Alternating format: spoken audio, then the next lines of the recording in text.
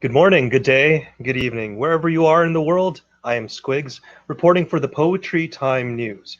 Broadcasting from Winnipeg, Manitoba, Canada, I'm acknowledging Treaty 1 territory, the traditional lands of the Anishinaabe, Ojibwe, Ininu, Cree, Ojibwe, Dene, and Dakota, and is the birthplace and homeland of the Métis Nation. I will be reporting headline news and festivals in and around and of the world of poetry. And please stay tuned for more news and information regarding open mics, workshops, competitions, book launches, and submissions after the headlines. Now, for the headlines today, starting off in the UK, see that rhymed, could have been a poem. The BBC does report that the work of Sir Walter Scott is slated for £1 million revival. The £1 million project has been launched by the University of Aberdeen in northern Scotland in an effort to revive Sir Walter Scott's poetry and writings. Born in Edinburgh in 1771, the influential author is considered to be the founding father of historical fiction. A prolific writer, poet, and known most famously for his novels Waverley or "'Tis 60 Years Since", Rob Roy, and Ivanhoe. The team will revisit the original manuscripts, correcting printing errors, and make fresh analysis of handwritten notes. Ultimately, this project will lead to the publication of a new 10-volume edition of verse. Though Sir Walter Scott died in 1832, his influence on other writers has been, according to the Encyclopaedia Britannica, as being immediate and profound.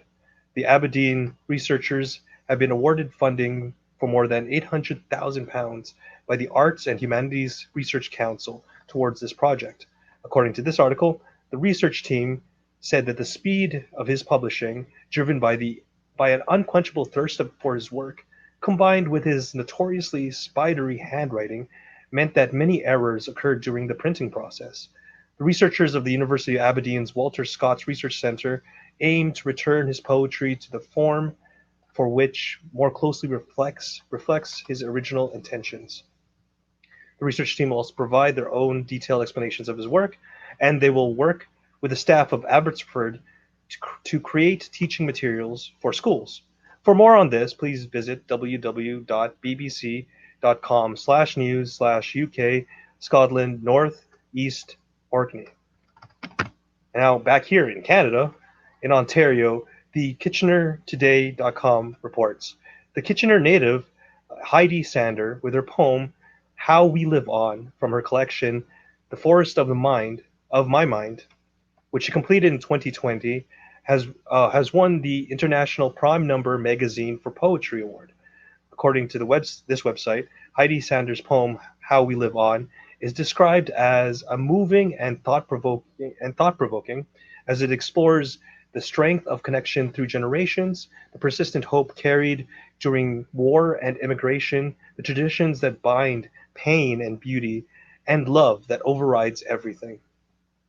Poets from 19 countries have participated in submitting to this competition. This prize includes the publication of their poetry in the October issue of Prime Number magazine, as well as a $1,000 US cash prize and a pushcart prize nomination. Sander is currently working on another collection, as well as developing an online program to help other poets. Looking forward to more information on that as well. Sander is member to the Stratford's Writers Festival, which occurs in Stratford, Ontario, which usually happens during October, and hopefully will do so again this year. For more on this festival, please visit stratfordwritersfestival.com, and for more on this article, please visit www.kitchenertoday.com. Now, back across the Atlantic, Mostra de Artes da Palavra Festival in Portugal will be happening on the 9th to the 13th of this month. According to versopolispoetry.com, Mostra de Artes da Palavra is a multidisciplinary festival by A Palavra Cultural Association, and with the support of Oeiras City Council, the festival explores the word and its relationship with other disciplines as its main focus. Poetry, of course, will be present in many forms, from music to visual arts, from conferences to workshops, from debates to conversations, from cuisine to citizenships. from school to public school and media space. That just caught me. It's like poetry in cuisine. Lovely concept. It's very early here in Winnipeg. Still looking forward to my breakfast.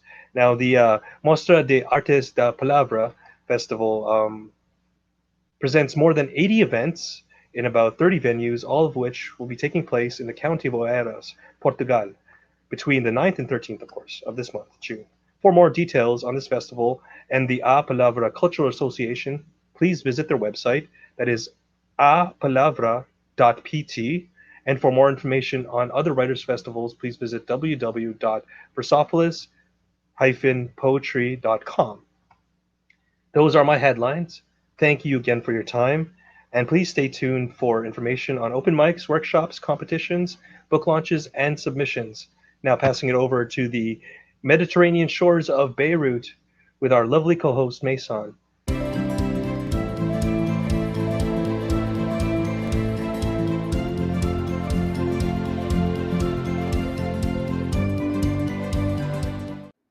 Great. So I will be filling you in on a few workshops happening on this week, from the 7th of June to the 13th. There are many interesting events happening, and these are just a few of them. So let's begin. Let me show you what I've gathered for you this week. So we'll begin on Tuesday, June 8th, with a really interesting workshop titled The Forbidden Forest. It is organized by Story U, Seeking the Mythic Imagination, and it's a creative writing workshop on Fairytales. This workshop is part of a 5-session workshop, and that's been happening every Tuesday from May 5th and up till June 22nd. However, you are invited to attend a standalone workshop, like the one happening this Tuesday on the Forbidden Forest, as well as many as you'd like. The sessions are open to anyone aged 18 and over, and no previous creative writing experience is needed. The workshop explores myth and fairy tale through guided creative writing, using writing as a form of meditation, well-being, and discovery to explore our mythic imaginations. It is led by writer and storyteller Sally Palm Clayton, and the tickets for the workshops are £6 and can be purchased via Eventbrite. All of the links to the workshops that I will mention will be mentioned in the description of our newscast. On Tuesday as well, June 8th, from 6 to 7 BST, London time, on Zoom, there will be an interesting creative writing workshop happening back-to-back, with back-to-back exercises. It is hosted by Creative Writing Workshops London. Creative Writing Workshops London was established in 2017 by prize-winning novelists Diane Chandler and Stephanie Zia, novelist and publisher at Blackbird's Books. So that event will be happening on Tuesday as well. More exercise-based. On Wednesday the 9th, the Feminist Bookshop in the UK is organizing a creative writing workshop with Naomi Wood. She's a Brighton-based performance artist who recently launched her debut poetry collection, This Is a Heist. She creates pieces that incite riotous acts of joyful disobedience, celebrating empowerment and rebellion, merging circus with storytelling and burlesque with poetry. What a beautiful way they've described the workshop. The workshop will run from 7 to 9 p.m. BST, London time, and the tickets are for £10. You can pay via Eventbrite, or you can pay directly by contacting info@thefeministbookshop.com. All right, so in the spirit of fairy tales, on Thursday there will also be a fairy tale retelling guided creative writing workshop organized by Saraswathi. Thursday, June 10th, this online free workshop will be happening from 3 to 4 p.m. BST. Fairy tale retelling will explore this week. So every week they explore a different fairy tale, and this week's fairy tale is Hansel and Gretel by the Brothers Grimm. In the workshop, you will be provided with creative writing exercises to help you approach a fairy tale in a different way. This workshop is a weekly workshop, and every week, as I've mentioned before, you can explore a different fairy tale, and the sessions are open to everyone above 18 who would like to explore their creativity. It is advised to read the fairy tale before the workshop. However, if you don't manage to, a summary will be provided at the beginning of the session. All right, and to end this week's list of suggested workshops for you, on Saturday the 12th, the Law Writers Group, based in the United States, will be hosting 2 creative writing workshops on fiction. So this long-standing in-person generative creative writing workshop, which was established in 2003 and took place in West Hollywood, California for 15 years, has switched to an online format so that you can now join from anywhere. It is not lecture-based, it is generative and prompt-based. And the prompts are chosen based either on a theme of the week, education, craft, or creative value. The workshops do not contain critique. However, the group being the Law Writers Group, does offer private coaching sessions aside. So the 2 time slots available on Saturday are 6 p.m. and 9 p.m. BST, and the workshop will take place on Zoom, and the tickets are for $37 to be purchased via Eventbrite. So that's all from me this week, and I look forward to seeing you all next week. Before I pass you on to Martin, enjoy this commercial.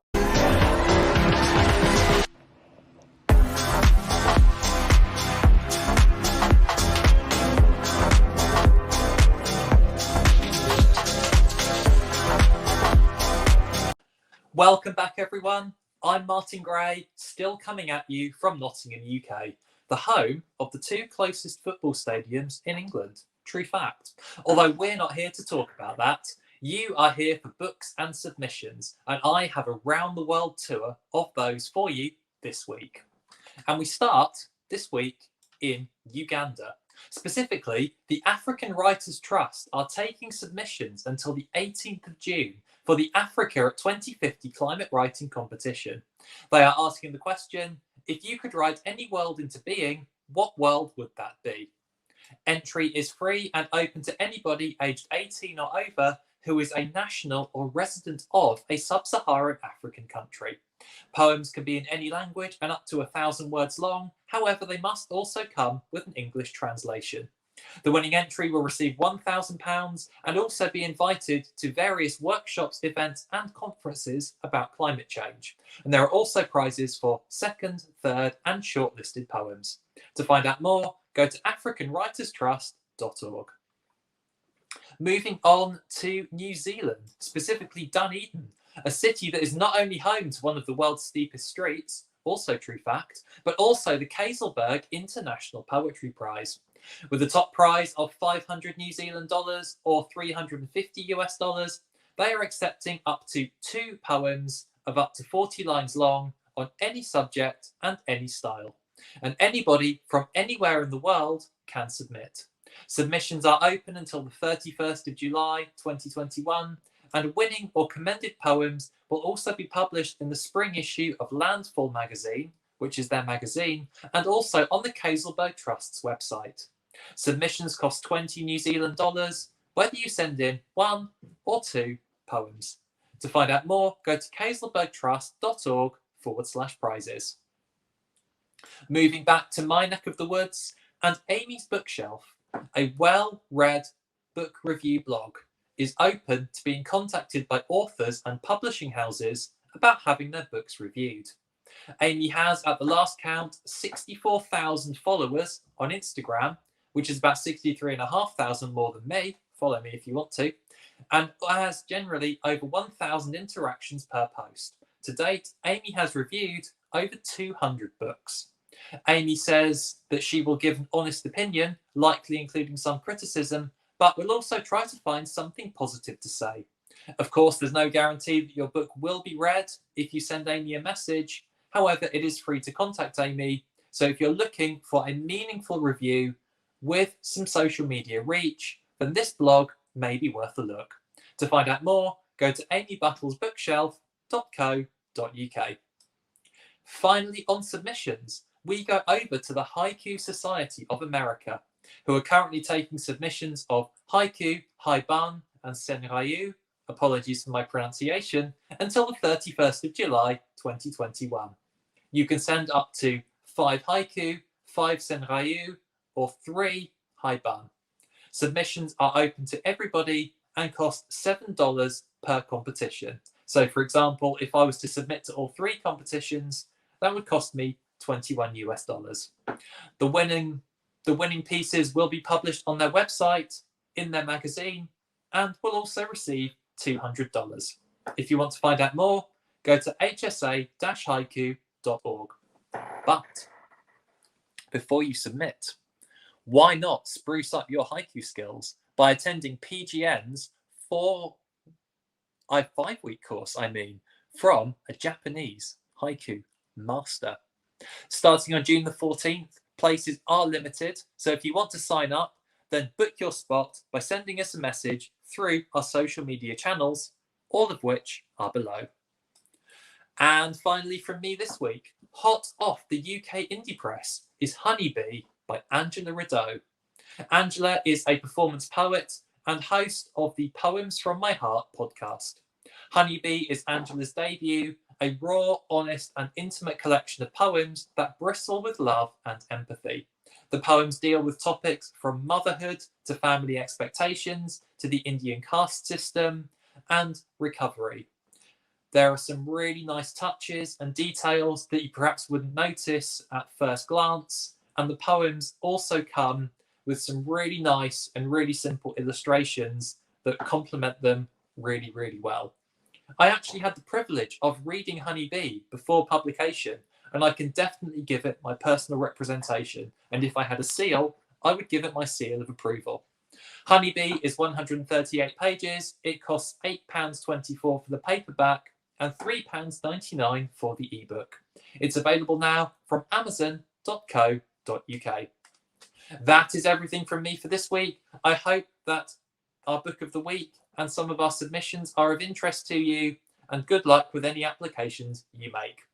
We will be back with Domo right after this.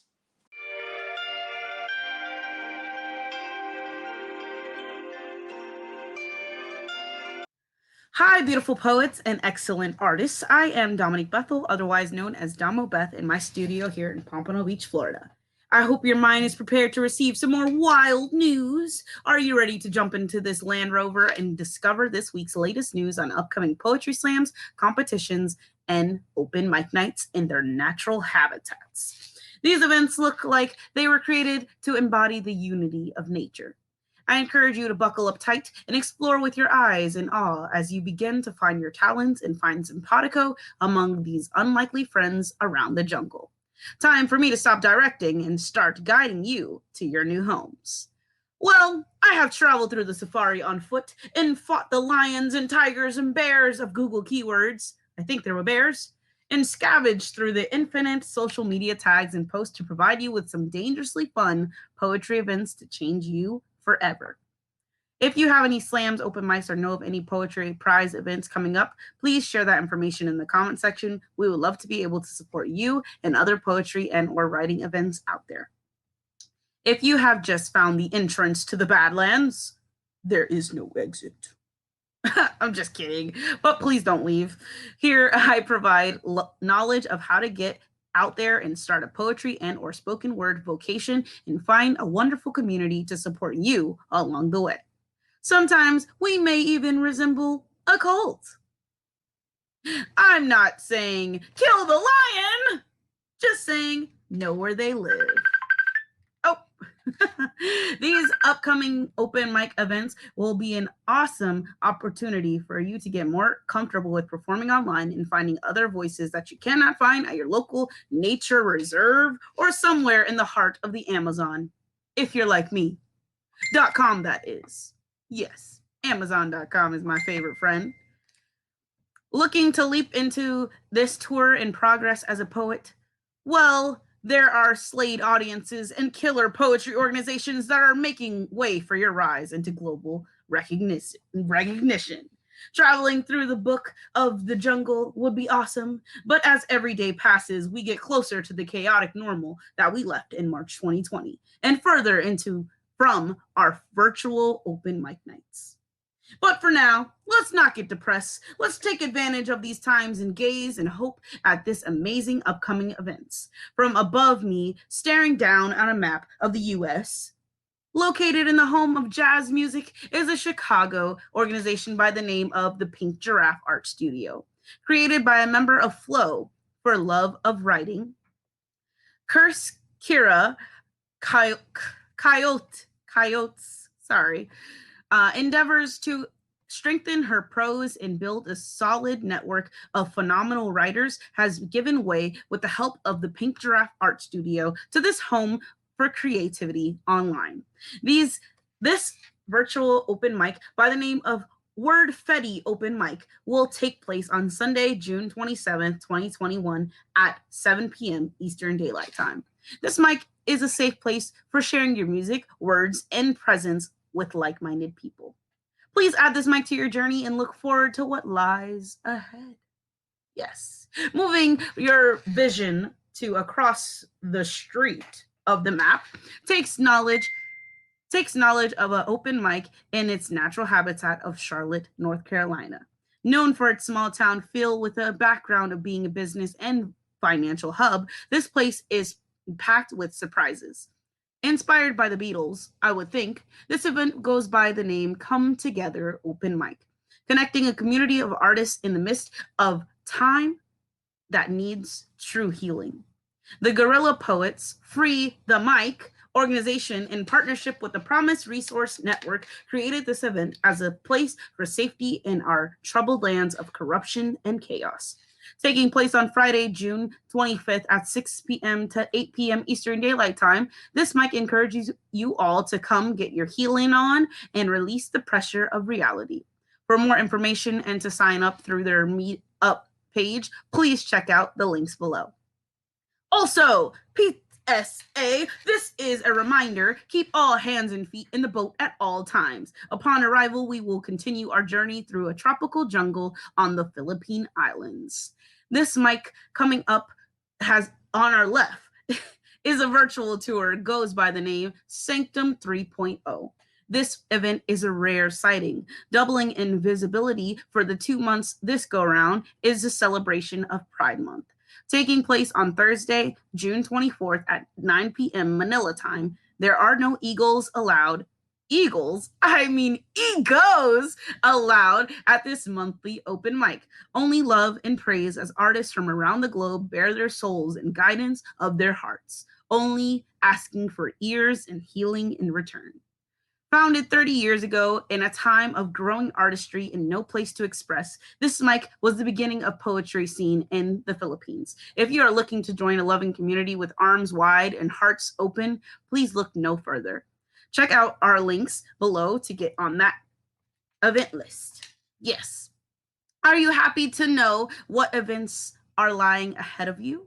Well, I wish to add a little more surprise to your lives as we travel back across the ocean and escape into the terrain of America.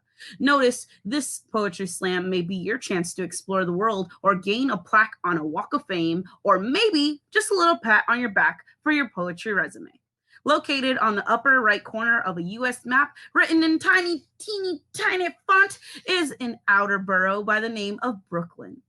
Known for its bridge and pizza, this place holds a bit more depth for an outsider that we might miss. This experience goes by the name the Brooklyn Poetry Slam. It is an epic battle of 2 rounds with a 3-minute performance slot per artist. 5 random judges decide your fate as a chosen poet in this monthly virtual poetry slam. Taking place June 29th at 6:30 p.m. to 8 p.m. Eastern Daylight Time, I encourage you all to pull up with pizza and a chair as you log into Zoom and get prepared to get your socks knocked off your toes. Yes. Please find them in the links below for more information. I know that this showcase will be truly phenomenal. Oh, yeah. Lastly, would you want to observe artists from afar and show them who you are? Yeah. Get ready for your chance of a lifetime. The Griffin Trust for Excellence in Poetry of Oakland, Ontario, Canada, sorry, not California, Canada is awarding its annual 2022 Griffin Poetry Prize to a lucky published writer. There is a category for Canadians, or there is a larger audience that I'm speaking to, known as internationals.